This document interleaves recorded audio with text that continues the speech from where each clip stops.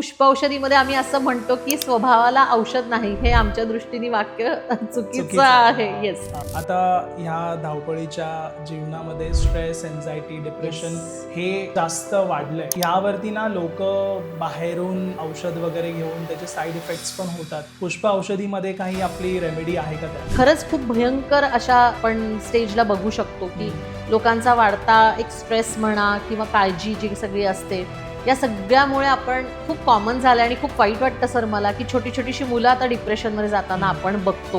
Ma'am, बऱ्याच जणांना phobia असतो, म्हणजे लिफ्टमध्ये गेलो तर बंद होऊन जाईल मी, हो. हे फोबिया. परत कोण कोण कारमध्ये बसायलाच घाबरतं, कोण ट्रेनचा प्रवास नाही तर फ्लाईटचा प्रवास करायला घाबरतं. हा फोबिया आहे.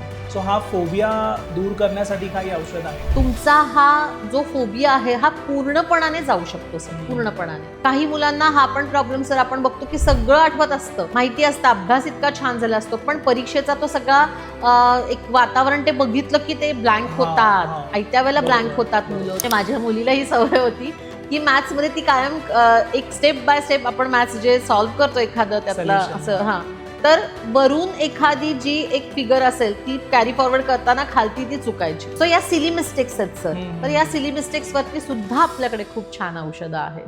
ह्याच्यावर एक्सपिरियन्स काय, अनुभव आहेत जे तुम्ही? आणि 7 वर्ष सर तो मनुष्य झोपलेला नव्हता. ते म्हणाले मला झोपच येत नव्हती आणि मग मी त्यांना एक औषध दिल्यावरती त्यांना सांगितलं की तुम्ही हे घ्यायला सुरुवात करा. आणि सर लिटरली तुम्हाला सांगते 24 तासांनी बरोबर त्या व्यक्तीचा मला पुन्हा फोन आला आणि त्यांनी मला सांगितलं की मॅडम मी 7 वर्षांनंतर आज पहिल्यांदा असं झालंय की मी रात्री 10 वाजता झोपलोय आणि पहाटे 3:30ला मला जाग आलेली. मॅम, मला एक प्रश्न आहे. बऱ्याच लोकांना ना गिल्ट वाटतो स्वतःचा, ह्याच्यामध्ये पण ना बरेच वर्ष लोक अडकून असतात. ह्यावर काही रेमेडी आहे?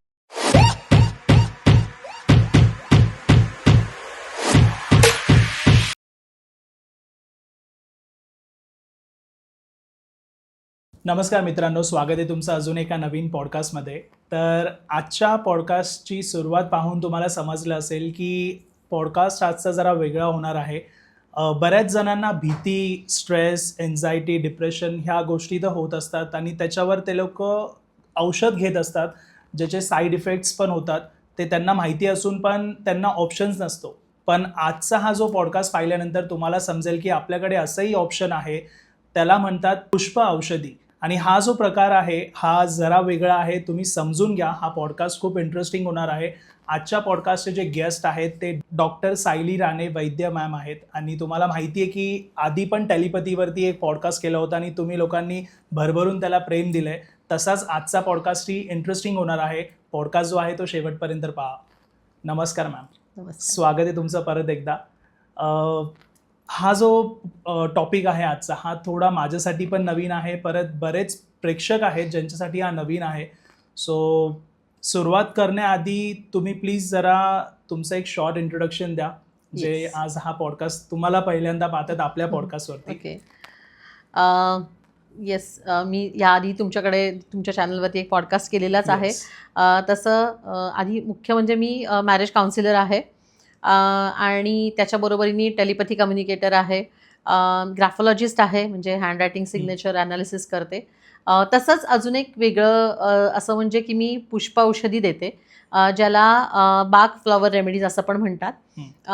तर हे सगळे फुलांचे अर्क असतात. म्हणजे जसं आपल्याकडे गुलाब पाण्याला खूप महत्त्व आहे बघा, त्याचं महत्त्व आपल्याला सगळ्यांना माहिती आहे की खूप गोष्टींवरती ते आपल्याला आपण औषधासारखा त्याचा वापर करतो. तसंच डॉक्टर बाक म्हणून लंडनमध्ये होते, तर त्यांनी या 38 औषधांचा शोध लावला.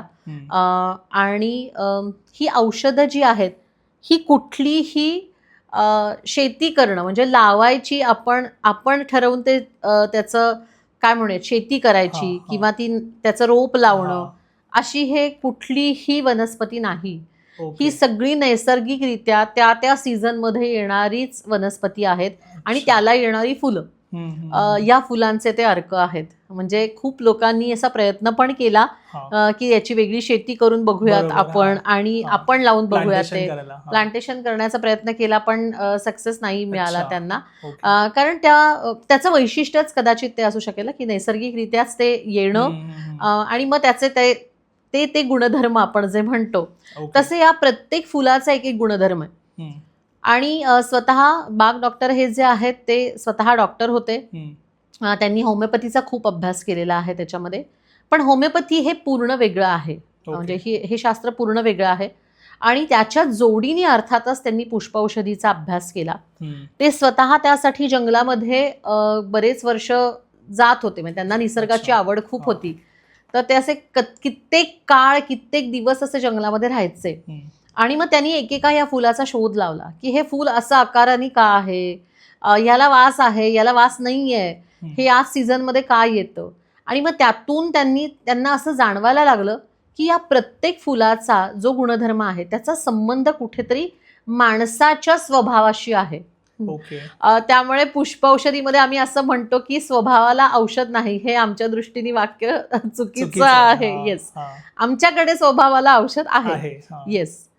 मग कोणाचा हट्टी स्वभाव असेल, कोणाचा चिडका स्वभाव असेल, हम्म, कोणाचा गप्प बसण्याचा खूप स्वभाव असेल, कोणामध्ये आत्मविश्वास नसेल, खूप प्रकार असतात स्वभावाचे सर. हम्म, हम्म, तर या सगळ्यावरती आपल्याकडे पुष्पौषधीमध्ये औषध आहे नक्कीच. हम्म, आणि आत्ता मी सर तुम्हाला सांगितलं डॉक्टर बाग यांच्याबद्दल तसंच की याला एक थोडीशी अध्यात्माची जोड आपण म्हणू शकतो. ती अशासाठी की आपण सगळ्यांनाच माहिती की अध्यात्म म्हणजे सुद्धा काय सर, की हे सगळंच काय म्हणतो विश्व जे आहे, या सगळ्या गोष्टी, हे सगळं एकमेकांशी लिंक्ड आहेत या Yes, गोष्टी. हा. तर डॉक्टर बाग यांनी सुद्धा जेव्हा स्वतः या सगळ्याचा शोध लावला, तर अर्थातच काही असं काही फुलांनी येऊन त्यांना सांगितलं नाही की माझ्यामधले हे गुणधर्म आहेत आणि तू याच्यावरती हे औषध दे, असं नाहीच सांगितलं. त्यांनी रिसर्च केला. म्हणजे काय केला सर, तर या सगळ्याला अध्यात्माची जोड अशी होती आणि त्यांनी या सगळ्या गोष्टी प्रत्येक फुलावरती जेव्हा काम केलं किंवा त्याच्या गुणधर्मांबद्दल जाणून घेतलं गेलं, तर त्यांना या सगळ्या स्वतः मेडिटेशन करून किंवा थोडीशी ती बॅकग्राऊंड असल्या कारणाने या सगळ्याचा त्यांनी म्हणजे ती त्यांची आध्यात्मिक लेवल होती असं आपण म्हणू शकतो. तर त्याचा वापर करूनच सर त्यांनी त्यावेळेला एक आणि एक फुलाचा शोध लावला होता. ओके. आणि 10 वर्ष जवळजवळ त्यांचा हा सगळा रिसर्च चालू होता. म्हणजे 10 वर्षामध्ये त्यांनी या 38 औषधांचा शोध लावलेला आहे. राईट. आणि प्रत्येक औषध वेगळं आहे सर याच्यामधनं, प्रत्येक औषध वेगळं आहे. ओके. तर त्यावेळेला त्यांनी, आणि जेव्हा तुम्ही निसर्गाच्या सानिध्यात जाता, एकटे जंगलात ते इतके काळ राहिलेले आहेत स्वतः, तर तुम्ही नक्कीच एका वेगळ्या स्पिरिच्युअल लेवलला पण जाता सर ऑटोमॅटिकलीच. बरोबर आहे. आपल्याला माहिती आहे सगळ्यांना. तर तसंच त्यांच्या बाबतीतही घडलं असावं आणि त्यामुळेच त्यांनी इतक्या छान या सगळ्या औषधांचा शोध लावला, या सगळ्या वनस्पतींचा शोध लावला, या फुलांचा शोध लावला. आणि आपल्याला खरंच त्यांनी दिलेली एक अतिशय उत्तम अशी देणगीच आहे म्हणजे ही, की त्याचा आपण अजूनही म्हणजे याबद्दल खूप अवेअरनेस नाहीये, रादर लोकांना माहितीच नाहीये पुष्प औषधी म्हणजे काय हे. पण ज्यांना माहिती आहे ना, त्या सगळ्या लोकांना माहिती आहे की त्याचे इतके उत्तम रिझल्ट्स येतात. म्हणजे मी तुम्हाला बऱ्याच केस सांगीन पुढे आपण आता बोलू तेव्हा, की त्याचे मिरॅकल सारखे रिझल्ट्स लोकांना आलेले आहेत.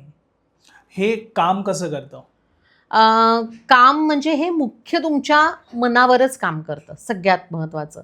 म्हणजे तुम्ही ज्याची ट्रीटमेंट सुरू केलीत की मग तुम्हाला हळूहळू, आणि आपल्याला सगळ्यांनाच माहिती आहे सर की आधी आपलं कुठेतरी मन बिघडतं आणि मग शरीर बिघडायला सुरुवात होते.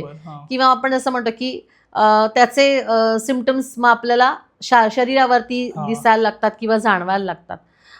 सायकोसोमॅटिक असे बरेच आजार आपल्याकडे आहेत, आपल्याला सगळ्यांनाच माहिती आहे. किंवा आपल्याकडे असंही म्हटलं जातं बघा की खूप काहीतरी मानसिकरित्या बिघडलेल्या गोष्टी असेल तर स्किन डिसीज खूप जास्ती होतात. म्हणजे त्वचेचे विकार जे आहेत ते बरेचसे दिसतात आपल्याला.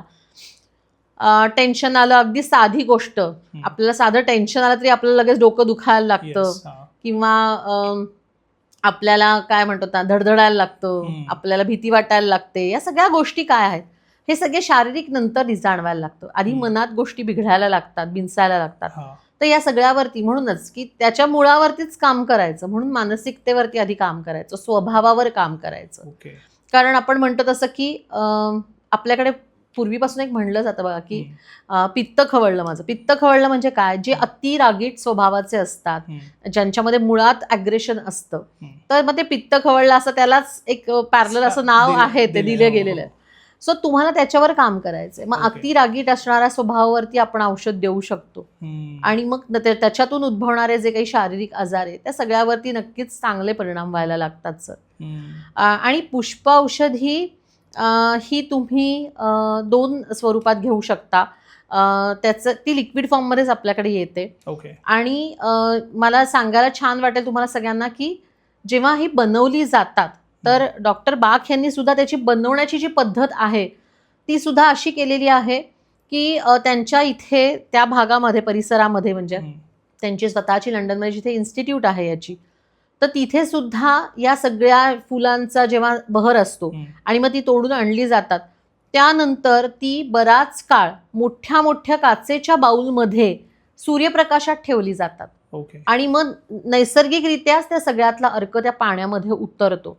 आणि फक्त एकच आहे की ती टिकावीत म्हणून त्याच्यामध्ये मग थोडासा अल्कोहोलचा अगदीच खूपच म्हणजे अगदी 1% पेक्षाही कमी असा अल्कोहोलचा वापर करून ही औषधं सगळी आपण नंतर वापरू शकतो.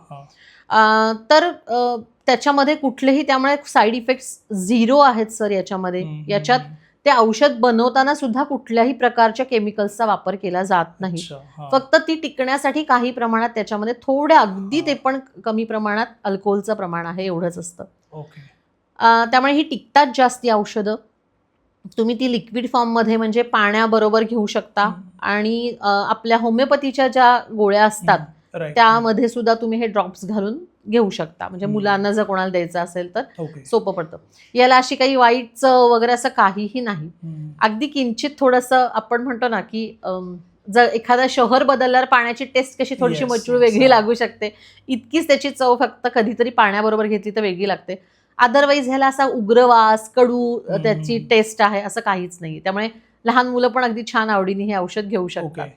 लहान मुलांसाठी पण यावर आहे ट्रीटमेंट? हो. आता लहान मुलांच्या बाबतीत जर म्हणायला झालं तर सगळ्यात पहिल्यांदा आपल्याला सगळ्यांना माहिती आहे अंधाराची भीती वाटणं किती कॉमन आहे म्हणजे लहान मुलांमध्ये. किंवा आत्मविश्वास कमी असणं, बोलायला सुद्धा काही मुलं घाबरतात, आपण बघितलेलं आहे. तर अशासाठी आपल्याकडे खूप छान औषधं आहेत. आपल्याकडे मिमुलस आणि अस्पेन म्हणून जे 2 औषधं आहेत ही तुमच्या भीतीवर मुळात काम करतात. म्हणजे काही वेळेला अशी भीती असते की जी मुलं सांगू शकतात की हो मला अंधाराची भीती वाटते, पण काही वेळेला असंही असतं की त्या मुलांना बिचारांना सांगताच येत नाही की त्यांना नक्की कशाची भीती वाटते. तर याच्यामध्ये पण आपण औषध देऊ शकतो त्यांना. अस्पेन हे तुम्हाला अनामिक जी भीती असते त्याच्यासाठी. आणि अर्थात हे काही फक्त पुन्हा एकदा लहान मुलांसाठी नाहीये, आपल्याला मोठ्यांना सुद्धा बऱ्याच गोष्टींची भीती असू शकते ना. बरोबर. आजारी पडण्याची आपल्याला भीती वाटते. अगदी घरातल्या स्त्रियांना तर कॉमन आहे की पालीची भीती वाटते, उंदराची भीती वाटते, सापाची भीती वाटते. मला स्वतःला खूप भीती वाटते सापाची अजून सुद्धा. तर या सगळ्यावरती आपली औषधं काम करतात. लहान मुलांना त्यांची भीती कमी करण्यासाठी मदत करतात. तसंच सर मोठ्यांमध्ये पण आणि लहानांमध्ये सुद्धा आत्मविश्वास जर कमी असेल तर आपल्याकडे लार्ज म्हणून एक उत्तम औषध आहे जे तुमचा आत्मविश्वास जो कमी असेल तर त्याच्यावरती छान मदत करतं. तुमच्यामध्ये एक वेगळ्या प्रकारचा आत्मविश्वास निर्माण होतो यांनी. सो खूप सुंदर औषधं आपल्याकडे आहेत. म्हणजे डॉक्टर बाख यांनी आपल्यासाठी खरं ठेवलेली आहेत ती, आणि ती उत्तमरित्या काम करतात आपल्या सगळ्यांवरतीच. आता ह्या धावपळीच्या जीवनामध्ये स्ट्रेस, एन्झायटी, डिप्रेशन हे खूप म्हणजे जास्त वाढलंय. सो यावरती ना लोक बाहेरून औषध वगैरे घेऊन त्याचे साईड इफेक्ट्स पण होतात. सो पुष्प औषधीमध्ये काही आपली रेमेडी आहे का त्यावर? हो सर, म्हणजे मी तर असं म्हणते की पुष्प औषधी ही आपली नैराश्यावरती सुद्धा अतिशय उत्तम काम करतात. म्हणजे आपल्याकडे या सगळ्यासाठी डॉक्टर बाख यांनी असे 7 गटच केलेले आहेत वेगळे वेगळे. त्यातला एक नैराश्याचा विशेष गट आहे. तर त्या नैराश्याची काही औषधं आहेत. जसं की म्हटलं तसं की साईड इफेक्ट्स होणाऱ्या आपण औषधं घेण्यापेक्षा जर नैराश्यावरती आपल्याला नैसर्गिकरित्याच कुठली अशी औषधं मिळाली की ज्यांनी साईड इफेक्ट पण होणार नाही आणि नैराश्यावरती पण तुमच्या ते काम करेल आणि तुम्ही पुन्हा नॉर्मलला येऊन तुमचं रुटीन छान पद्धतीने जगू शकता, यासाठी आपली औषधं खूप छान काम करतात. तर नक्कीच नैराश्य तर आत्ता खरंच खूप भयंकर अशा आपण स्टेजला बघू शकतो की लोकांचा वाढता एक स्ट्रेस म्हणा किंवा काळजी जी सगळी असते, या सगळ्यामुळे आपण म्हणजे खूप कॉमन झालं आणि खूप वाईट वाटतं सर मला की छोटी छोटीशी मुलं आता डिप्रेशनमध्ये जाताना आपण बघतो. तर त्यासाठी पण आपल्या पुष्प औषधीमध्ये छान औषधं आहेत. फक्त इथे मी तुम्हाला त्याचं नाव आत्ता सांगणार नाही नैराश्याचं, कारण प्रेक्षक जे आहेत ते लगेचच तिकडे धाव घेतात. तर नाही, त्याला सुद्धा थोडासा अभ्यास लागतो नक्कीच. आणि आपण त्यांची सगळी हिस्ट्री घेतो जेव्हा माझ्याकडे कोणी औषधासाठी येतं तेव्हा. याचे क्लासेस पण मी घेते, याचं प्रशिक्षण पण देते. आणि जसा पूर्वी एक आजीचा बटवा असायचा ना, मी म्हणते तसा सुद्धा घरात प्रत्येकाने एकानी तरी पुष्प औषधीचा अभ्यास करावा. येस, नक्कीच. तुम्हाला छोट्या छोट्या गोष्टींसाठी सुद्धा त्याचा छान उपयोग होतो. आणि एक आपल्या घरात त्याच्यातलं कोणीतरी तज्ज्ञ आणि एक घरात ते असावं, त्याचं किट असावं. बरोबर. तर आपण याच्यावरती काम करू शकतो. मुलांना रोजच्या रोज येणाऱ्या काही अडचणी असतील त्याच्यावर आपण औषधं देऊ शकतो. आणि साईड इफेक्ट्स वाल्या औषधांपेक्षा नक्कीच आपली औषधं जे तुम्हाला आपण म्हणतो असं पेन किलर तुम्हाला 2 तासात रिलीफ देतो, पण त्याच्यापेक्षा तुम्हाला पुष्प औषधी तेच नैसर्गिकरित्या तुम्हाला मदत करून बरं करू शकतं. त्याला फक्त 10 तास लागू शकतात, एवढाच फरक आहे. पण नक्कीच तुम्हाला त्याचे साईड इफेक्ट्स नाही आहेत. सो ते सगळ्यांसाठी उत्तम आहे. अगदी नुकतं जन्मलेल्या बाळापासून आपण किती अगदी 100 वर्षाचा मनुष्य पण हे आपलं औषध अगदी घेऊ शकतो. ओके मॅम, बऱ्याच जणांना फोबिया असतो. म्हणजे लिफ्टमध्ये गेलो तर बंद होऊन जाईल मी, हे फोबिया. परत कोण कारमध्ये बसायलाच घाबरतं, कोण ट्रेनचा प्रवास नाही तर फ्लाईटचा प्रवास करायला घाबरतं. हा फोबिया आहे. ती एक प्रकारची म्हणजे भीती आहे त्यांच्या मनामध्ये. सो हा फोबिया दूर करण्यासाठी काही औषध आहे? हो, आहेत ना सर. आणि मी असे लोक बघितले आहे की वेगळ्या वेगळ्या प्रकारचे असतात. लिफ्टचा असतो फोबिया खूप लोकांना, फ्लाईटचा तुम्ही आता म्हणालात तसं. मला स्वतःला भीती वाटायची सुरुवातीला विमान प्रवासाची. तर या सगळ्यावरती सुद्धा आपली पुष्प औषधी अतिशय उत्तम काम करतात. पण मी म्हणत असं की तुम्हाला ह्या सगळ्यासाठीच तज्ज्ञांचं थोडंसं मार्गदर्शन घ्या आणि त्यांच्या सल्ल्याने फक्त ही औषधं घ्या. म्हणजे मीच असं नाही, माझ्यासारखे पण पुष्प औषधीचा अभ्यास करून जे औषधं देणारे आहेत त्यांच्याबरोबर तुम्ही घेऊन तुमचा हा जो फोबिया आहे हा पूर्णपणाने जाऊ शकतो सर, पूर्णपणाने. म्हणूनच मी म्हणत असं की मी फक्त याच्यासाठीच इथे औषधं सांगत नाहीत, कारण लोक लगेच विचारायला लागतात कमेंट्समध्ये. पण मी असं वाचते बरेचदा की मग याचं औषध मॅडम तुम्ही हे सांगितलं, मग हे कुठे मिळेल? तर असं मनाने फक्त घेऊ नका. मनाने घेतल्याने पण पुन्हा एकदा सांगते की याचा अपाय काहीच नाहीये, तुम्हाला साईड इफेक्ट्स काही नाही. पण फक्त कोणाच्या तरी मदतीने जर घेतलं तुम्ही तर तुम्हाला प्रॉपर त्या वेळी तुम्हाला काही वेळेला तुम्हाला 2-3 औषधांचं कॉम्बिनेशन घ्यावं लागेल तुमच्या एखाद्या गोष्टीसाठी, आजारासाठी, एखाद्या मानसिकतेसाठी. तर तुम्ही नशी मदत घेतलीत तर तुम्हाला 100% त्याचा फायदा होतो. बरोबर. नाहीतर म्हणजे ते आपण समजा औषध घेतोय, त्याचा यूज नाही होणार आणि मग तुम्ही त्याच्यामुळे नेगेटिव्ह होऊन जाल. त्यापेक्षा एक तज्ञाचा आधार असेल तर तुम्हाला ते काम पण करेल तसं. नक्कीच. मॅम, बऱ्याच आई पण त्यांच्या मुलांना घेऊन ओव्हर प्रोटेक्टिव्ह असतात. म्हणजे त्यांना असं असतं की मी खेळायला मुलाला पाठवलं तो पडेल, लागेल त्याला, नाहीतर बाहेर पाठवतच नाहीत घराच्या. तर कुठे ना कुठे हे आईचं प्रेमच आहे, पण मुलासाठी मे बी हे चांगलं नाहीये, कारण त्याचं ते वय आहे बाहेर जाऊन खेळण्याचं. सो ह्यावर पण काही रेमेडी आहे? हो आहे ना सर. या सगळ्यासाठी सुद्धा आपल्याकडे औषधं आहेत. कारण आया खूप अशा ओव्हर प्रोटेक्टिव्ह असतात. खूप म्हणजे नको पडशील म्हणूनच त्याला घरात बसवून ठेवायचं, त्याला खेळायलाही बाहेर पाठवायचं नाही. अति काळजी असते ही, अति संवेदनशील असतात काही आया. तर येस, याच्यासाठी सुद्धा आपल्याकडे औषधं आहेत.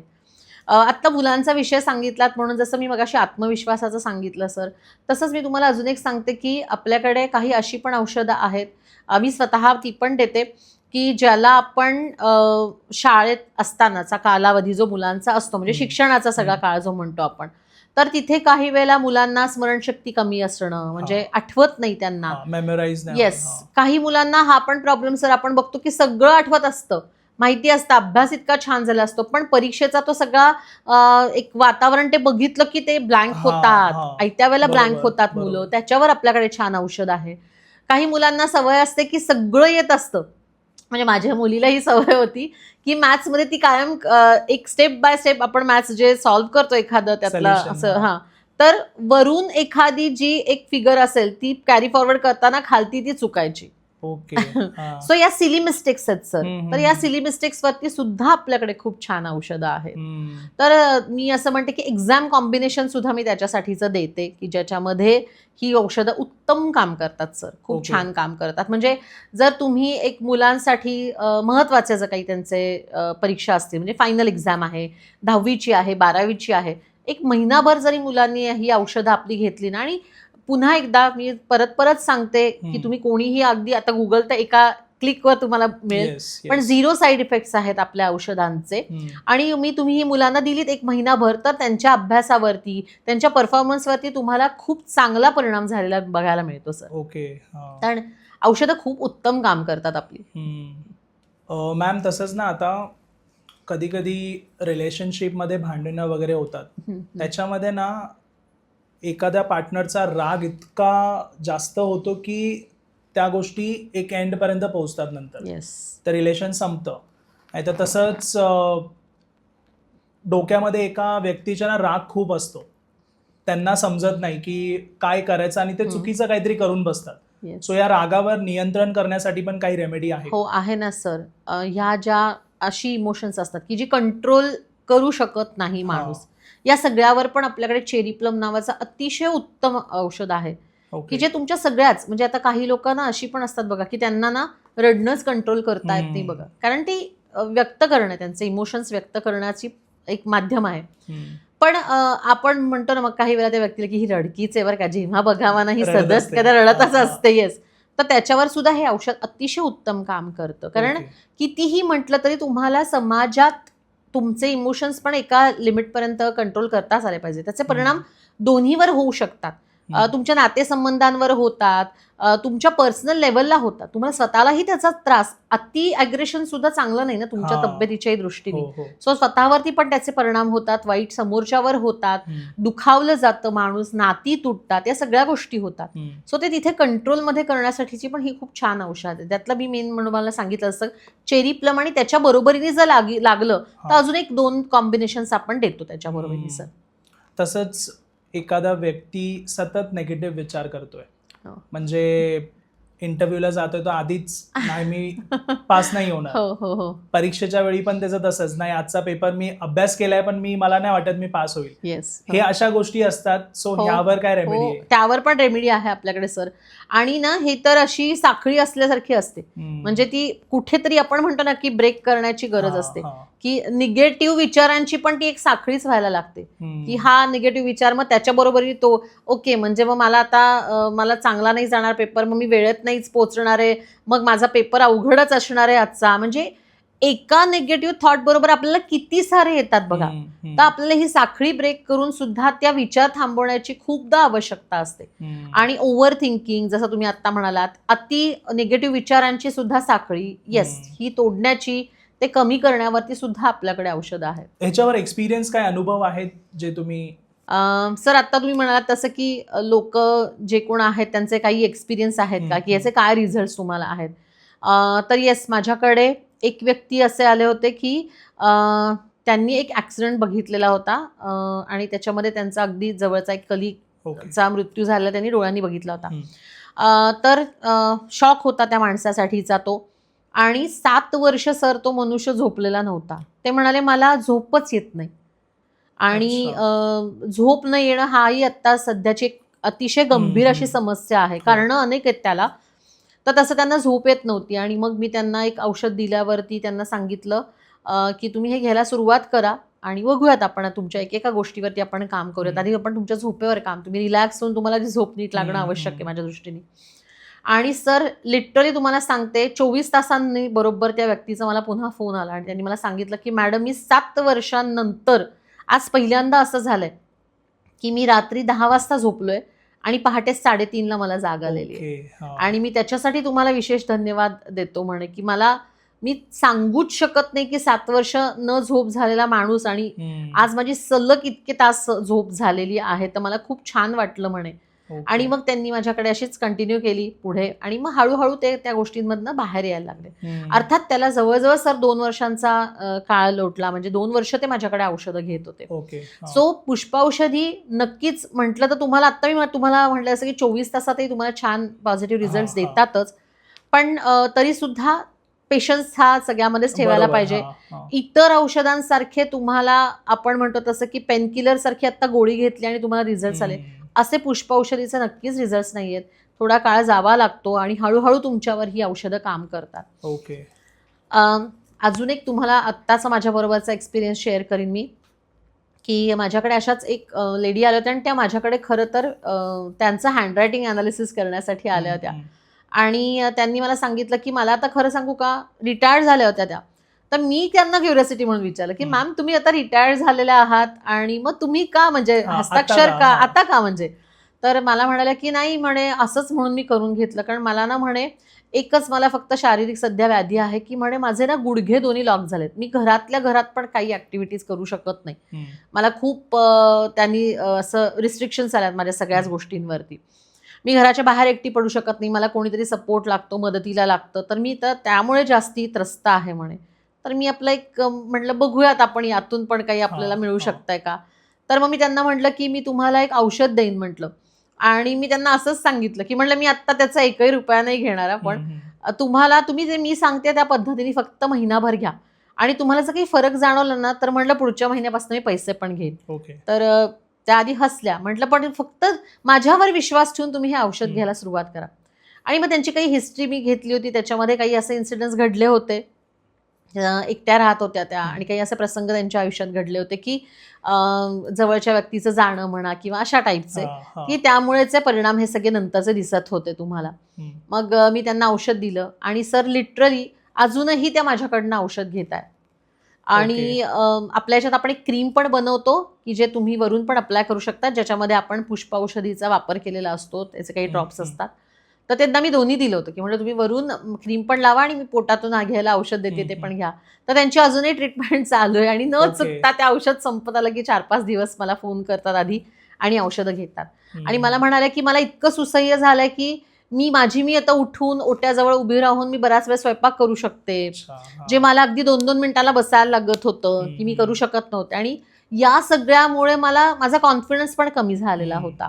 तर मला सगळ्यावरतीच उत्तम म्हणजे चांगला परिणाम होताना दिसतोय आता. तर अजूनही त्यांची ट्रीटमेंट चालू आहे सर. ओके. सो असे अनुभव येतात आणि मला ना या सगळ्यामुळे खरं म्हणाल तर मनाला खूप समाधान मिळतं. म्हणजे की मी असं म्हणते की लोक जेव्हा खूप अशा काही त्रासात असतात, शारीरिक मानसिक ज्या गोष्टींमुळे त्रस्त असतात, तर तिथे आपल्यामुळे जर ह्या गोष्टींनी मदत मिळाली, कोणी बरं होत असेल, तर याच्यासारखं तुम्हाला कुठलंच समाधान नाहीये सर. आणि हेही मी म्हणते की झाला तर तुम्हाला फायदा आहे, पण ह्याची मी खात्री देते की तुमचं नुकसान नक्कीच ह्याच्यामध्ये 1% पण होणार नाहीये. मग काही लोकांना 15 दिवसातच छान रिझल्ट येतात, काहींना महिन्यांनी येतात, काहींना 6 महिन्यांनी येतात. हे पण मी बघितलेलं आहे. मी सांगते तिथे त्यांना की थोडा पेशन्स ठेवा, पण तुम्ही घ्या ही औषधं, कंटिन्यू करा, घेऊन बघा. 6 महिन्यात तर तुम्हाला उत्तम रिझल्ट येतोच येतो. Okay sir.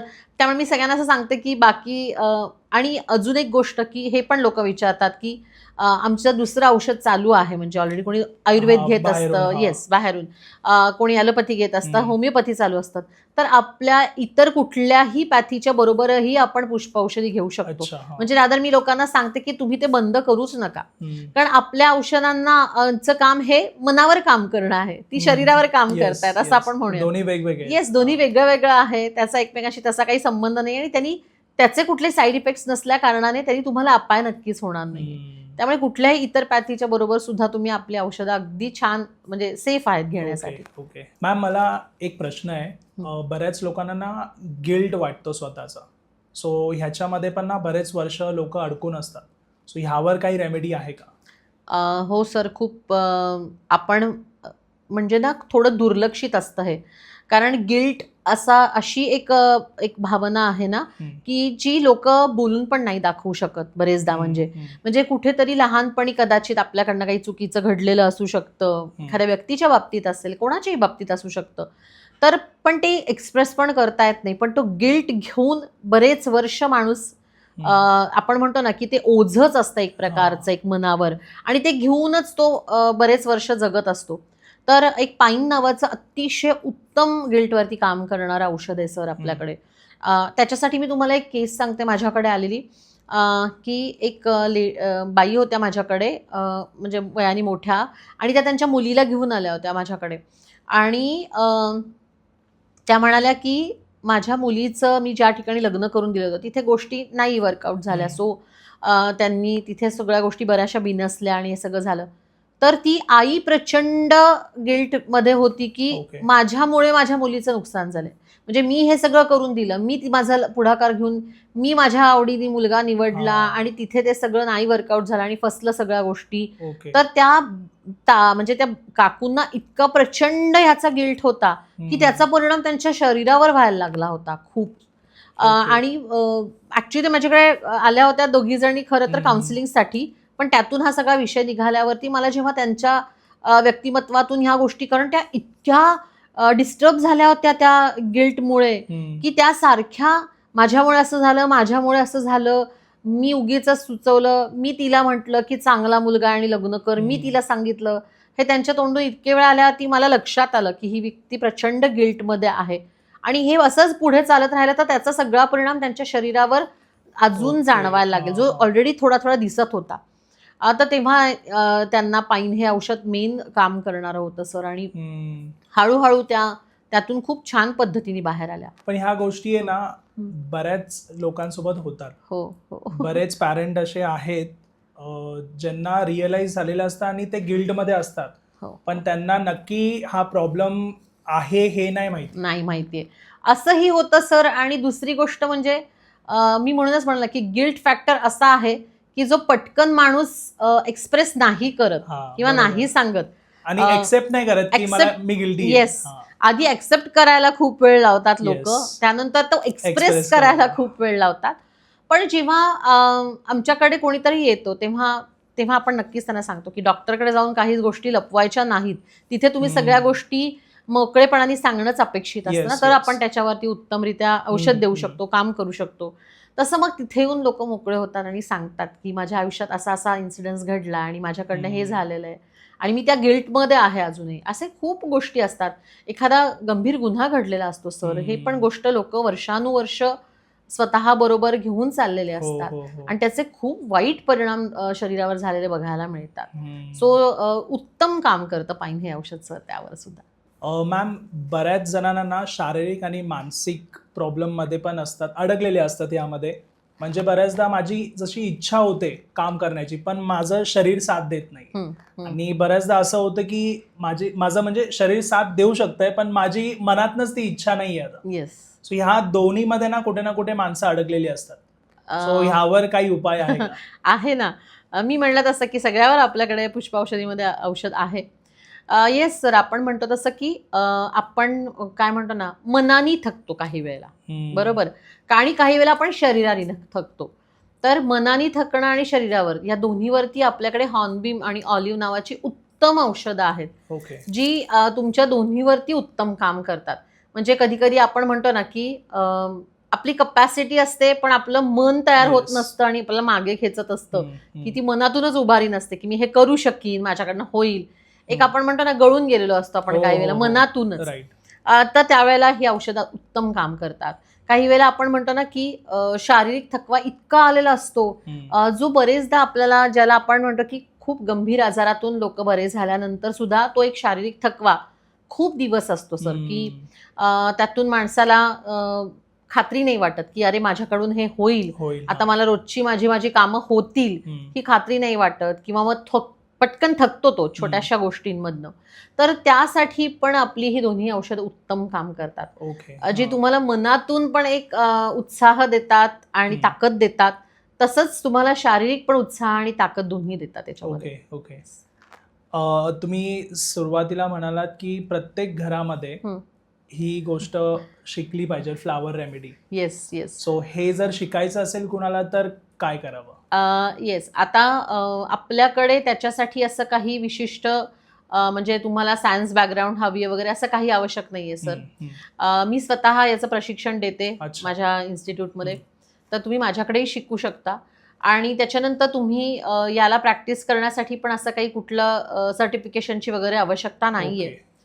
पण तुम्हाला पुढे जर इंटरेस्ट असेल तर तुम्ही त्यांच्या लंडनच्या ज्या लेवल्स आहेत त्यातल्या मी 2 लेवल दिलेल्या आहेत ऑलरेडी. सो तुम्हाला इंटरेस्ट असेल तर तुम्ही स्वतः सुद्धा त्या लेवल सुद्धा देऊ शकता. आणि जे मी शिकवणार तेच ते शिकवणार Yes. आहेत. फक्त तुम्हाला त्यांचं सर्टिफिकेट मिळतं त्यांच्या इन्स्टिट्यूटचं, बाक इन्स्टिट्यूटचं तुम्हाला डिरेक्टली इथे सर्टिफिकेट मिळतं. तर त्याच्यामध्ये तुम्ही दोन्ही गोष्टी करू शकता. पण बेसिक सुरुवात करण्यासाठी आपण जसं म्हणतो तसं तुम्ही माझ्याकडे किंवा इतरही कोणी शिकवणारे आहेत, बाग फ्लॉवर शिकवणारे भरपूर लोक आहेत आपल्याकडे, त्यांच्याकडे हे तुम्ही शिकू शकता. आणि अवघड असं काहीच नाहीये, ओके. कारण प्रत्येक फुलाचा एक गुणधर्म आहे आणि त्याच्यावरती आपल्याला फक्त काम करायचंय. आणि थोडंसं फक्त मग नंतर हिस्ट्री कशा पद्धतीने घ्यायची, मग कॉम्बिनेशन्स कशी द्यायची, कारण आपल्याला फक्त एकच औषध देऊन चालत नाही बरेचदा, कारण आपण हिस्ट्री घेताना माणसाचं पूर्ण सगळ्या गोष्टी त्याच्यामध्ये घेतो. पूर्ण व्यक्तिमत्व कसं आहे आपण त्या सगळ्यामध्ये जाणून घेतो. आणि मग त्याप्रमाणे आपण लागलं तर 2-3 पुष्प औषधींचे कॉम्बिनेशन्स किंवा 5 पर्यंतचे कॉम्बिनेशन्स आपण या सगळ्यामध्ये देऊ शकतो सर. आणि त्याचे खूप छान म्हणजे परिणाम दिसायला लागतात आपल्याला त्या सगळ्या व्यक्तीवरती. जसं आता मी म्हटलं की 2-3 गोष्टी का लागू शकतात, तर कदाचित एकाच माणसामध्ये 2-3 गोष्टी वेगळ्या वेगळ्या जाणवतात आपल्याला. म्हणजे गिल्ट पण आहे आणि मग बरोबरीने आत्मविश्वास पण कमी होत चालला या सगळ्यामध्ये. तर अशा वेळेला आपल्याला 2-3 वेगळ्या वेगळ्या रेमेडीज पण सर द्याव्या लागतात त्यांना. तर आपण असं त्या पद्धतीने काम करतो. तर कोणाला इंटरेस्ट असेल तर मी पण त्याचं प्रशिक्षण देते. माझ्याकडे तुम्ही कोर्स करू शकता आणि तुम्हाला त्याच्या नोट्स मिळतात तुम्हाला. आणि माझं मार्गदर्शन नंतर पण राहतं. असं काही नाहीये की एकदा कोर्स केल्यानंतर काहीच नाहीये. तर तुम्हाला पूर्ण नंतर मी मार्गदर्शन करते की तुमच्याकडे काही केस आल्या, तुम्हाला नाही त्या लक्षात आल्या, तर मी तुम्हाला त्याच्यासाठी नक्कीच गाईड करू शकते सर. आणि हा किती दिवसाचा क्लास असतो? हा जवळजवळ महिन्याभराचा क्लास आहे सर. अच्छा. 38 औषधं आहेत, ती सगळी आपल्याला कव्हर करायची असतात. आणि मग नंतर हिस्ट्री कशी घ्यायची, आणि माझी थोडीशी सायकोलॉजी बॅकग्राऊंड असल्यामुळे मी त्याचं पण थोडंसं लोकांना सांगते की कशा पद्धतीने हिस्ट्री पण व्यवस्थित घेतली पाहिजे. काउन्सिलर असण्याचा पण एक फायदा असतो की माझ्या कोर्समध्ये मी ॲडिशनल ह्या सगळ्या गोष्टी त्यांना शिकवते की हिस्ट्री घेताना पण तुम्हाला काय काय गोष्टी त्याच्यामध्ये आल्या पाहिजेत. अगदी वरवर पण बेसिक फक्त माहिती आपल्याला उपयोगाची नसते जेव्हा आपण मनावर काम करतो कोणाच्याही. आणि आपल्याला खूपदा सर मला असे अनुभव आहेत की आत्ता तुम्हाला काहीतरी त्रास होतो, एखादा शारीरिक व्याधी आहे, तर त्याचं मूळ जे आहे ना ते कुठेतरी तुमच्या बालपणीशी संबंधित पण असू शकतं किंवा 10 वर्ष पूर्वी घडलेल्या एखाद्या घटनेशी संबंधित पण असू शकतं. सो आपल्याला त्या सगळ्या गोष्टी पूर्ण आपल्या हिस्ट्री घेताना आपल्याला सगळ्या जाणून घेणं खूप आवश्यक असतं. तर हिस्ट्री घेणं हा पण एक माझ्या शिकण्यातलाच भाग आहे असं मी लोकांना सांगते की ते पण मी माझ्या पद्धतीने व्यवस्थित तुम्हाला शिकवते की कशी हिस्ट्री पण तुम्हाला घेता आली पाहिजे. तुम्ही मॅरेज काउन्सिलर आहात तर त्याच्यामध्ये पूर्ण हिस्ट्री इम्पॉर्टंट लागते. Yes absolutely. सो ते मी सांगते लोकांना. मॅम, आता ही जी फील्ड होती ही म्हणजे फ्लावर रेमेडी मी पहिल्यांदा ऐकलं, आणि होऊ शकते की आपले प्रेक्षक जे आहेत त्यामध्ये पण बऱ्याच जणांनी ही गोष्ट पहिल्यांदा ऐकली असेल. सो जर समजा हे शिकून पुढे करिअरमध्ये कोण विचार करत असेल, सो करिअरला घेऊन करिअर अपॉर्च्युनिटी आहे का यामध्ये? करिअर अपॉर्च्युनिटी म्हणजे सर परत एकदा की अजून आपल्याला कडे ना त्याबद्दल एवढं माहितीच नाहीये लोकांना, पहिली गोष्ट म्हणजे. पण अर्थातच तुम्ही आधी माझ्यासारख्या कोणाकडे त्याचं प्रशिक्षण घेऊन हळूहळू त्यामध्ये प्रॅक्टिस करून, मी तर असं म्हणेन की बाक इन्स्टिट्यूटच्या नंतर तुम्ही सगळ्या लेवल तुम्ही कम्प्लीट करून तुम्ही एक उत्तम पुष्प औषधी देणारे असे थेरपिस्ट म्हणून काम करू शकता, नक्कीच करू शकता तुम्ही. आणि त्याचा नक्कीच फायदा होतो. मी तुम्हाला म्हणलं तसं की कारण याचे मी म्हटलं तसं 0 साईड इफेक्ट्स आहेत पहिली गोष्ट म्हणजे.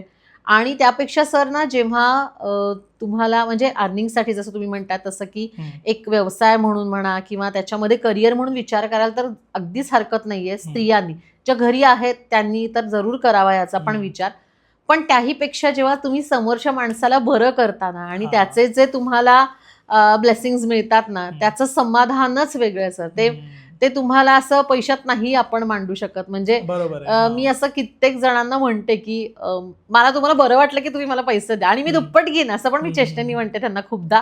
त्याचं कारणच हे आहे की ते एक समाधान खूप वेगळं आहे की तो माणूस इतका त्रासात असणं, त्यातून आपण त्याला बरं करणं, हे सगळ्यात महत्वाचं आहे सर. आणि मी असं कायम म्हणते की स्वामींनी आपल्याला त्याच्यासाठीच जन्माला घातलेलं आहे की आपल्याकडून एका माणसाला जरी माझ्या दृष्टीने बरं वाटलं तरी माझ्यासाठी ती गोष्ट खूप मोठी आहे असं मी समजते.